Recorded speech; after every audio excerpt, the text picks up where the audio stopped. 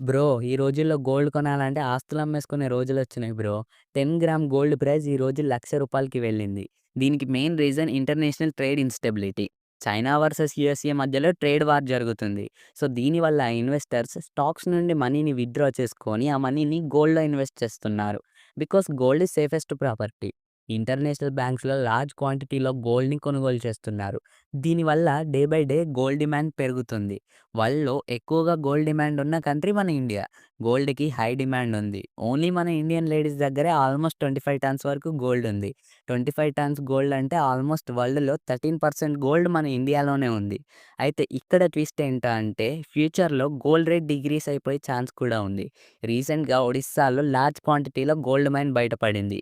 So ఫ్యూచర్‌లో ఇండియానే gold production చేస్తుంది. So ఇదే జరిగితే ఇండియాలో గోల్డ్ ప్రైస్ తగ్గుతుంది.